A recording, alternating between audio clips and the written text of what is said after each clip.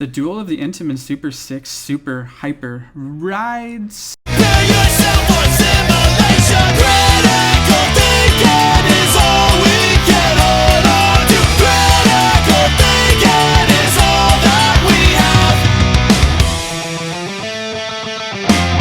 When we question what we believe, the truth becomes so clear, but it's not easy to perceive when our minds are filled with easy to jump. Emotional decisions, rational thoughts, often kept in remission. Prepare yourself for intimidation. Six Flags New England often has most people's favorite of the Superman coasters. To be honest with you guys, it's really not mine.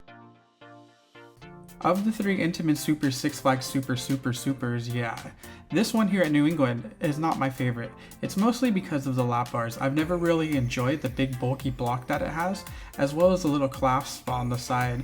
They rub against your leg while you're riding and kind of take a lot of the enjoyment out. That combined with a big block lap bar definitely ruins the ride experience. I can see though how some people would say this is one of their favorite of the three Intamin Super 6s, as this is the only one that has a different layout. Is Six Flags New England Super Intamin Super your favorite of the Six Flags Supers? Comment below, guys. Like I said, it has some cool elements, including the drop. The first drop is so beautiful right there on the Connecticut River. You really can't go wrong. Well, Six Flags America, everyone's favorite park. Everyone's chilling, waiting to go to their favorite park.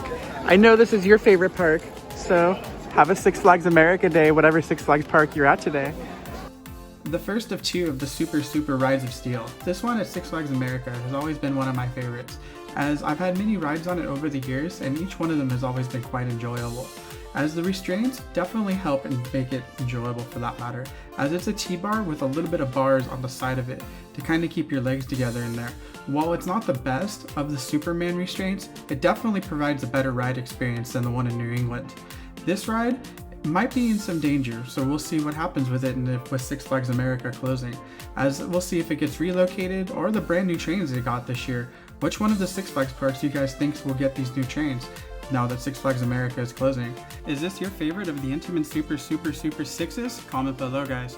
Let's go ahead to our next park. Ride of Steel! Let's go hang out with the Ride of Steel. I mean, Superman? Ride of Steel?